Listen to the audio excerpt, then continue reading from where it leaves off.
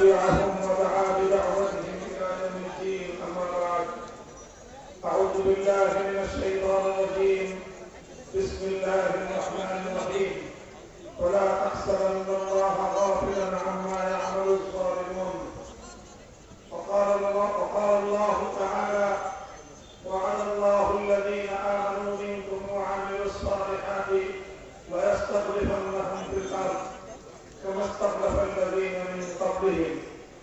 صدق الله العظيم. বাংলাদেশ খেলাফত মজলিস ঠাকুরগাঁও জেলা শাখা কর্তৃক আয়োজিত আজকের এই গণসমাবেশে উপস্থিত সংগ্রামী সভাপতি, উপস্থিত বাংলাদেশ খেলাফত মজলিসের কেন্দ্রীয় ও জেলা নেতৃবৃন্দ, সহযোগী সংগঠন সমূহের নেতৃবৃন্দ, বিভিন্ন থানা ও ইউনিয়ন পর্যায় থেকে সমবেত সংগঠনের নেতা কর্মী, তৌহিদি জনতা ও ঠাকুরগাঁও জেলার সর্বস্তরের এলাকাবাসী, আমি সর্বপ্রথম মহান আল্লাহ রাব্বুল আলামিনের দরবারে শুকরিয়া আদায় করছি, যিনি বাংলাদেশের মানুষের বুকের উপর থেকে জগদ্দল পাথরের ন্যায় চেপে বসা সময়ের স্বৈরশাসক, যুগের নব্য ফেরাউন জালিম শাহী শেখ হাসিনাকে অপসারণ করে দিয়ে এদেশের মানুষকে মুক্ত বাতাসে নিঃশ্বাস গ্রহণ করার সুযোগ করে দিয়েছেন। আল্লাহুম্মা লাকাল হামদু ওয়া লাকাশ শুকর। আমি শ্রদ্ধা করে, কৃতজ্ঞতা জ্ঞাপন করে স্মরণ করছি ওই সকল ব্যক্তিবর্গদেরকে যাদের প্রাণের বিনিময়ে শাহাদাতের মধ্য দিয়ে বাংলাদেশের ক্ষমতার মস্তক থেকে ফ্যাসিবাদের অপসারণ হয়েছে, পতন ঘটেছে স্বৈরাচারী শেখ হাসিনা। 2009 সালের পিলখানায় শাহাদাত বরণকারী 57 জন দেশপ্রেমিক সেনা কর্মকর্তা 2013 সালে বিশ্বমন্ডিত মুফাসসিরে কোরআন আল্লামা দেলোয়ার হোসেন সাঈদী রহমাতুল্লাহি আলাইহির বিরুদ্ধে সরকার নির্ধারিত কোর্টের প্রহসনমূলক রায় মৃত্যুদণ্ডের প্রতিবাদ জানাতে গিয়ে শাহাদাত বরণকারী শতাধিক কোরআন প্রেমিক তৌহিদি জনতা 2013 সালে হেফাজতে ইসলামের ডাকে সাড়া দেয়া নবী প্রেমিক শাপলা চত্বরে জমায়েত ঘুমন্ত ও তাহাজ্জুদ গুজার নেতা কর্মী যাদেরকে পাখির মতো গুলি করে হত্যা করেছে স্বৈরাচারী, সেই 13 সালের 5ই মে শাপলা চত্বরের বীর শহীদদেরকে স্মরণ করছি। 2014-15 সালে একতরফা নির্বাচন করতে গিয়ে শেখ হাসিনা সরকার বিরোধী মত ও পথের শত শত নেতা কর্মীদেরকে খুন করে গুম করে ফেলেছে, যাদের হিসাব এবং যাদের কোন ঠিকানা বাংলাদেশের মানুষ, এমনকি তাদের পরিবার পরিজন আজও পর্যন্ত বলতে পারে না। 2021 সালে বাংলাদেশের স্বাধীনতার সুবর্ণ জয়ন্তী উদযাপনকালে দেশের মানুষের সেন্টিমেন্টের বিরুদ্ধে ভারতের গুজরাটের কসাই মুসলমানদের খুনি নরঘাট নরেন্দ্র মোদীকে আমন্ত্রণ জানিয়ে যখন বাংলাদেশের স্বাধীনতার অনুষ্ঠানকে কলঙ্কিত করার পায়তারা চালিয়েছিল, তার বিরুদ্ধে শান্তিপূর্ণ প্রতিবাদ জানাতে গিয়ে শাহাদাত বরণ করেছেন হেফাজতে ইসলাম বাংলাদেশের 25 জন কর্মী।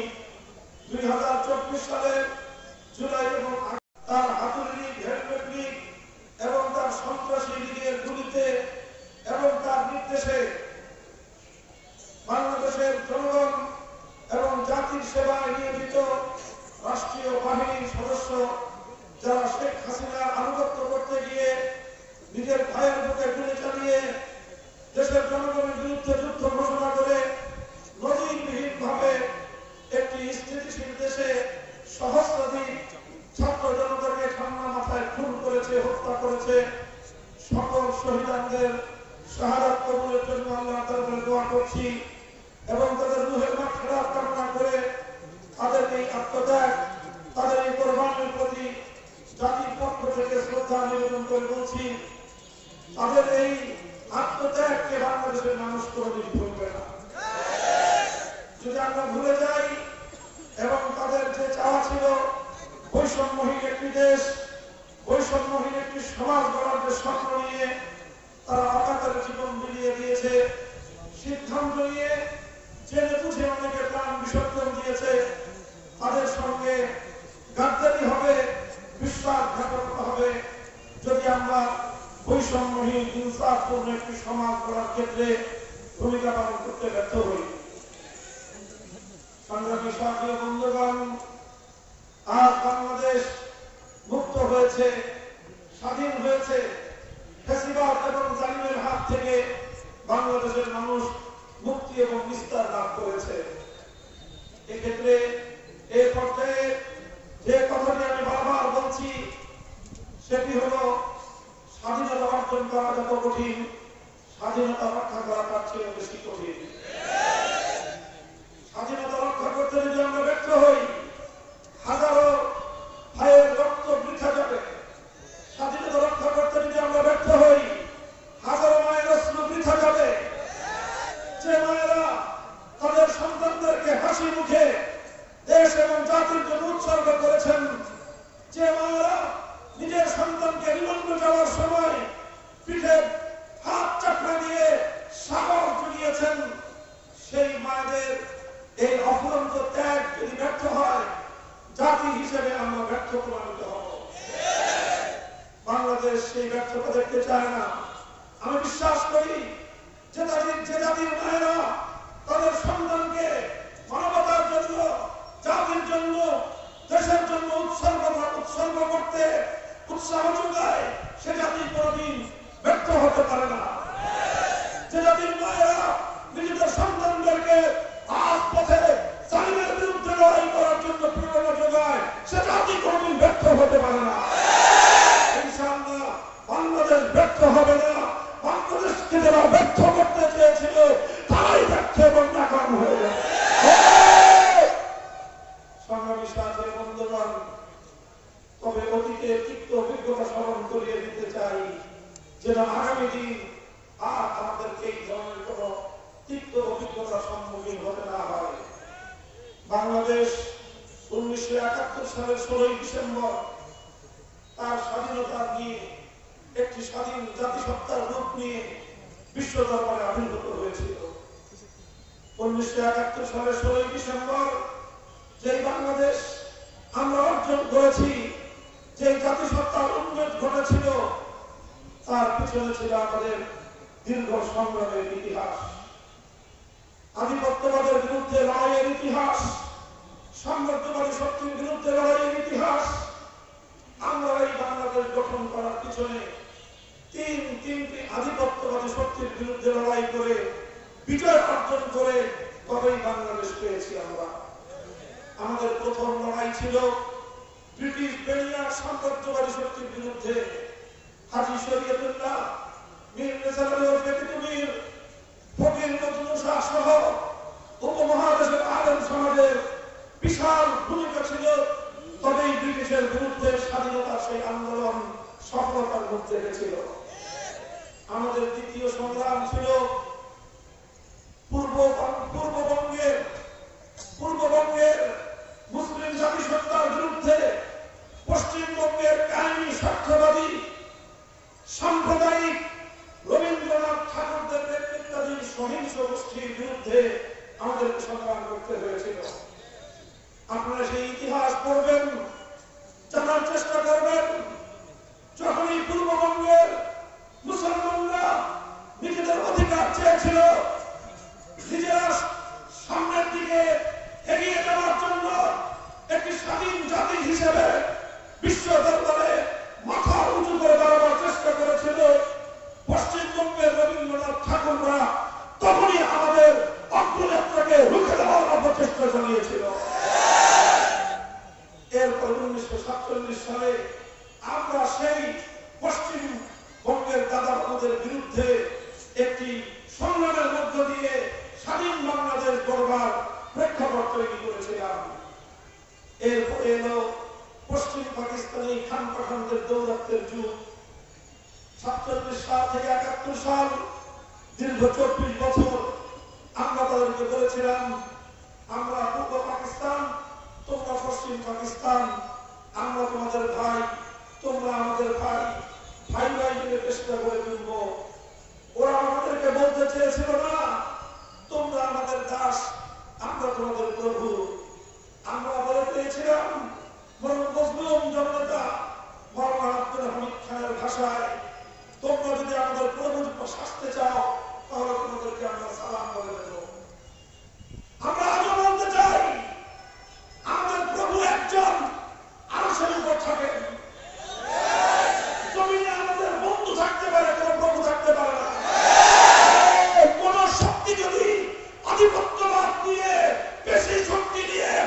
আমাদের উপর প্রভুত্ব করার চেষ্টা করে চোখ উপড়ে ফেলবো।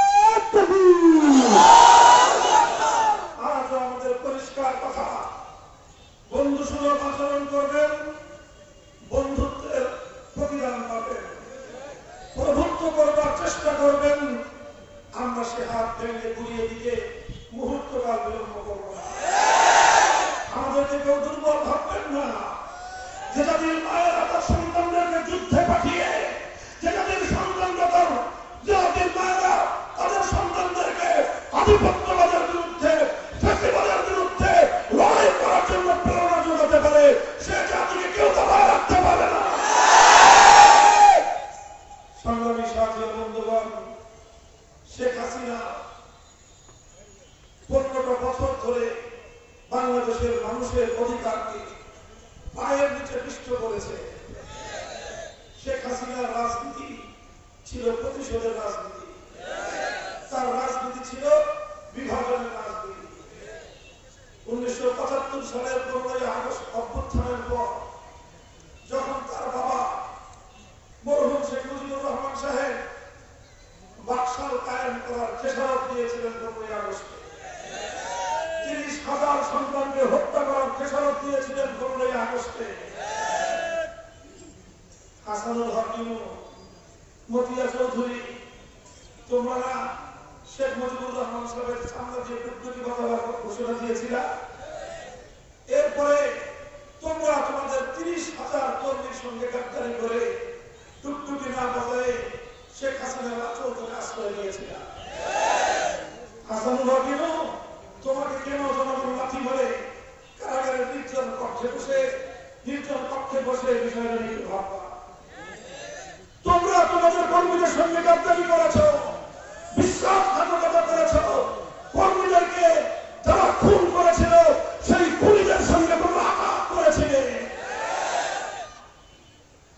সংগ্রামী সাথী বন্ধুগণ, এইভাবে বাকশাল কায়েম করে দেশের মানুষকে উৎপীড়ন করা, খুন করা, গুম করা এবং স্বাধীন একটি দেশে সর্বপ্রথম প্রশাসনের লোকদেরকে দিয়ে ক্রস ফায়ারের নামে সিরাজ শিকদারদেরকে হত্যা করার পরিণাম পেয়েছিল শেখ মুজিবুর রহমান 15ই আগস্ট। শেখ হাসিনা অতীতের ইতিহাস ভুলে গিয়ে শুধু 15ই আগস্টের ঘটনাকে মনে রেখেছিলেন, ঘোষণা দিয়েছিলেন যে জাতি তার বাবাকে হত্যা করেছে তিনি সেই জাতির কাছ থেকে প্রতিশোধ গ্রহণ করবেন। 1975 সালে আন্তর্জাতিক গণমাধ্যমে প্রদত্ত শেখ হাসিনার বক্তব্য ছিল এটি। এরপরে আমরা দেখেছি 1975-এর 15ই আগস্ট থেকে 2024 সালের 5ই আগস্ট 50 বছর শেখ হাসিনা রাজনীতি করেছেন। তার রাজনীতি ছিল প্রতিশোধের রাজনীতি। কার কাছ থেকে প্রতিশোধ নিয়েছেন? প্রতিশোধ নিয়েছেন বাংলাদেশের কাছ থেকে, প্রতিশোধ নিয়েছেন বাংলাদেশের জনগণের কাছ থেকে। তার বড় আক্ষেপ ছিল শুধু দেশের জনগণ না, সে প্রতিশোধ নিয়েছে আওয়ামী লীগের বিরুদ্ধে। একটু চিন্তা করে দেখবেন, শেখ হাসিনা সেই বক্তব্যগুলো আজও বিভিন্ন গণমাধ্যম, সামাজিক যোগাযোগ মাধ্যমে সংরক্ষিত আছে। তিনি আওয়ামী লীগের নেতা কর্মীদের বিরুদ্ধে ক্ষোভ ছেড়েছিলেন যে এত বড় সংগঠন, এত নেতা কর্মী 15ই আগস্ট আমার বাবাকে ওরা মেরে ফেললো, খুন করে ফেলে রাখলো, তার লাশ পড়ে থাকলো, আওয়ামী লীগের কোন নেতা কর্মী এগিয়ে এলো না। তার ক্ষোভ ছিল আওয়ামী লীগের বিরুদ্ধে। আওয়ামী লীগের দেখায় আসছে শেখ হাসিনা যে 75 আগস্টে তোরা শেখ মুজিবের পাশে দাঁড়াস নাই, তোদেরকে কিভাবে সাহায্য করতে হয় আমি শেখ হাসিনা দেখাই দেবো।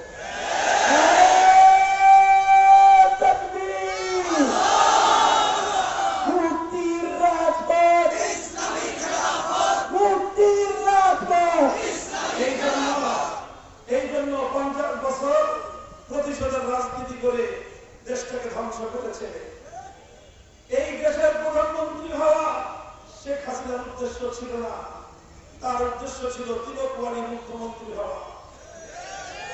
শেখ হাসিনার রাজনীতি ছিল তিলকওয়ালী মুখ্যমন্ত্রী হওয়া।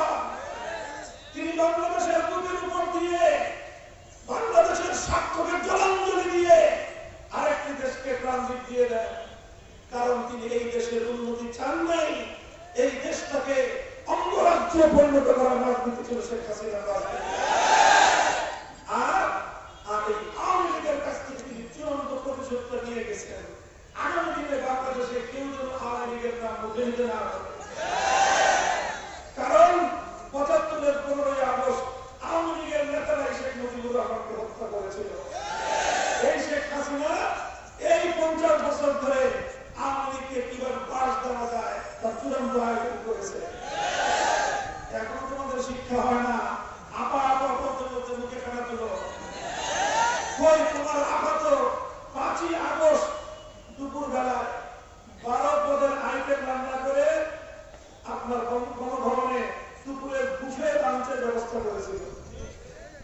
১২ পদের যারা গিয়েছে আমি জানি নাই, শুনেছি যে দেখা গেছে যে রান্নাবান্নার আয়োজন ছিল দুপুরের খাবারের ১২ পদের রান্না। দেশের মানুষ, হাজার হাজার মানুষ আগস্টের জুলাইয়ে আমার সন্তানরা বুলেটের আঘাতে তাদের বুক ঝাঁঝরা হয়, আমাদের বীর মুগ্ধরা পানি পান করতে গিয়ে শাহাদাত বরণ করে, আর তুমি গণভবনে ১২ পদের আইটেম রান্না করে খাবার খাও। বোঝা যায় এই দেশের মানুষ নিয়ে কোনো ভাবনা ছিল না। এদেশের মানুষ মরলেই সে খুশি হতো। এদেশের মানুষের ১২০০ মানুষ মরেছে, সে ১২ পদের রান্না আইটেম করে এদেশের মানুষের মৃত্যু যজ্ঞকে সে উদযাপন করছিল। এরপর যখন তারা বলল যে আবার সময় শেষ, আবার সময় শেষ, আপনার খাওয়া হবে না, খাবারটা বাংলাদেশে না, লাঞ্চটা গিয়ে আপনি নরেন্দ্র মোদীর ঘরে করবেন। তিনি বললেন ঠিক আছে, অসুবিধা নেই, এখান থেকে আপনার ওখানে খারাপ হবে না। ১৬টা লাগেজ বুঝে নেয়, ১৬টা লাগেজ। এরপরে নিজের একটা মাত্র বোন, ছেলে মেয়ে তো আগে রাখছেন বাইরে। কারণ এই দেশের মানুষের মতো কোনো আস্থা ছিল না। এই জন্য তার ছেলেকেও বাংলাদেশের রাজনীতিতে আনেন নাই, মেয়েকেও বাংলাদেশের রাজনীতিতে আনেন নাই, বোনটাকেও রাজনীতি করতে দেন নাই। কারণ তার চিন্তা ছিল বাংলাদেশের রাজনীতির ১২টা বাজারে তিনি যা আছে তা তলবিতল বানিয়ে দেশ ছেড়ে চলে যাবে। তিনি তাই করেছেন। কই আওয়ামী লীগের লক্ষ লক্ষ নেতা কর্মী ২ বার তো ভাবেন নাই শেখ হাসিনা যে এইভাবে আপনি দেশের মানুষকে খুন করার পর এদেশের মানুষের হাতে আওয়ামী লীগের নেতা কর্মীরা কতটুকু নিরাপত্তা পাবে, ২ মিনিট ভাবার সুযোগ ছিল না। তিনি তার চিন্তা করেছেন নিজের নিরাপত্তা নিয়ে, চিন্তা করেছেন তার ছেলে আর মেয়ের নিরাপত্তা নিয়ে, আর তার বোনের নিরাপত্তা নিয়ে, তার গোষ্ঠী এবং তার পরিবারের নিরাপত্তা নিয়ে তিনি বাংলাদেশ ছেড়ে চলে গেছেন। আমার দুঃখ হয়, করুণাও হয়, আফসোস লাগে। আওয়ামী লীগের মধ্যে এত বড় একটা দলে এত রাজনৈতিক নেতা কর্মী, তারা আগামী দিনে এখন তো আত্মগোপন করে আছে, কয়দিন আত্মগোপন করে থাকবে, এরপরে দেশের মানুষের সামনে তারা কিভাবে মুখ দেখাবে? তোমরা বলছিল না নেত্রীর সঙ্গে সুরে সুর মিলায় শেখ হাসিনা পালায় না, বলছিল। এখন আমার জিজ্ঞাসা করতে মনে চায় শেখ হাসিনা পালায় না পালায় না? আওয়ামী লীগের নেতারা তোমরা জবাবটা রেডি করে তারপরে বাংলাদেশের রাজনীতিতে আসো। তোমার নেত্রী বাংলাদেশের শেখ হাসিনার সমকালীন আরো অনেক রাজনীতিবিদ আছে, আছে না? এই আপনার উত্তরবঙ্গের মরহুম হোসেন মোহাম্মদ এরশাদ সাহেব, রাজনীতিতে ভুল খারাপ ছিল, ভুল ভ্রান্তি মানুষের থাকে, তিনি তো তার দলের নেতা কর্মীদেরকে ফেলে দিচ্ছিলেন পালন না। তিনি তো কারাগারকে বরণ করেছিলেন, ৫ বছর কারারুদ্ধ থেকেছেন, এরপর দেশ ছেড়ে পালন না। বেগম খালেদা জিয়া মৃত্যুর সঙ্গে পাঞ্জা লড়েছেন, দেশ ছেড়ে তো পালন নাই। শেখ হাসিনা তুমি তো এরশাদ সাহেবের থেকে বেগম জিয়ার চেয়েও অনেক তাগড়া ছিল, স্বাস্থ্য না দুষ্টুদুষ ছিল, খাওয়া কম নাই, একেবারে সব নির্ভেজাল খাবার গণভবনে চাষ করে খাইছে।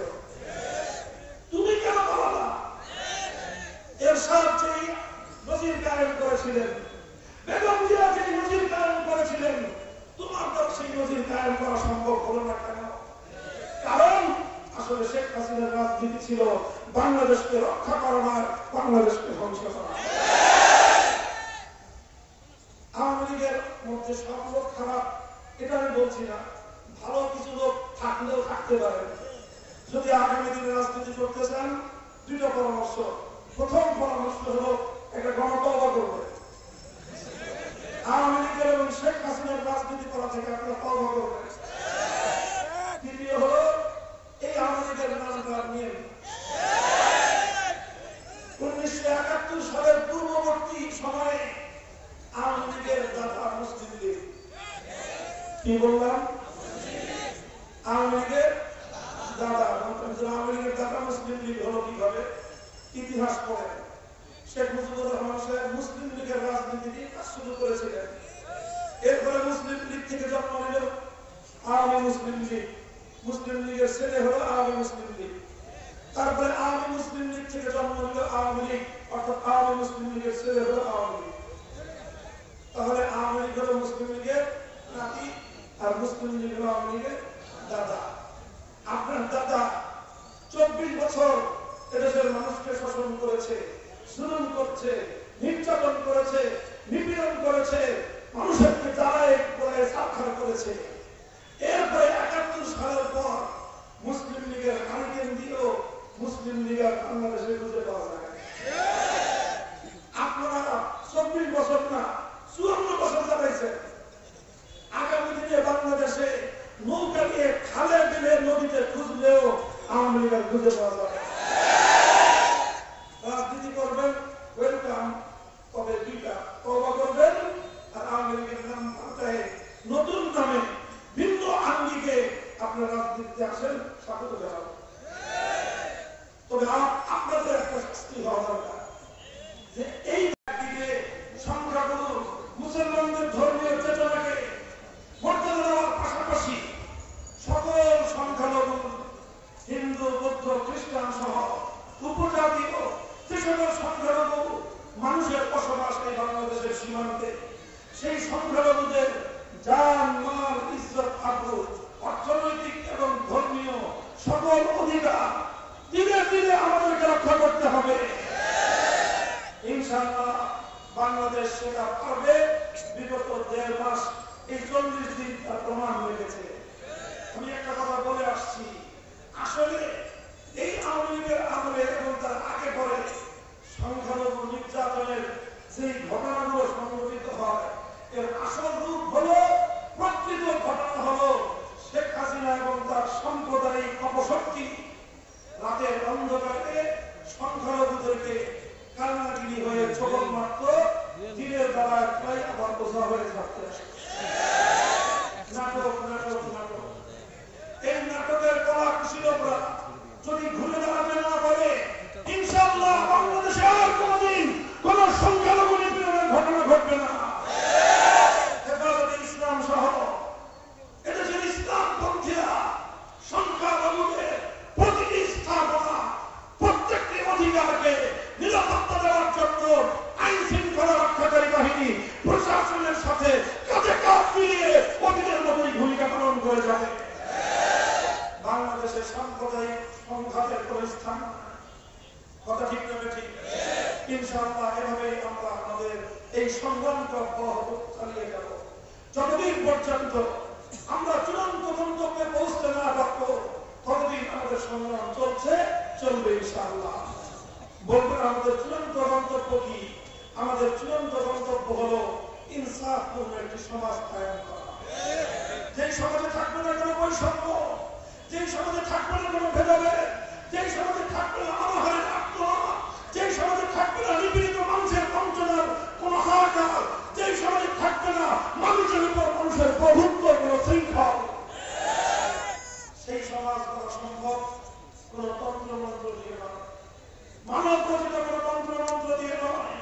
সেই পূর্ণাঙ্গ ইনসাফ ভিত্তিক সমাজ গড়তে হলে একটাই ব্যবস্থা, সেটা হলো আল্লাহর জমিনে আল্লাহ প্রদত্ত রাজনৈতিক বন্দোবস্ত কায়েম করতে হবে। আল্লাহ পাক যে রাজনৈতিক বন্দোবস্ত দিয়েছেন সেটা হলো আল্লাহর প্রতিনিধিত্বের রাজনীতি, অর্থাৎ খেলাফতের রাজনীতি। আসুন আমরা একটা স্লোগান তুলব,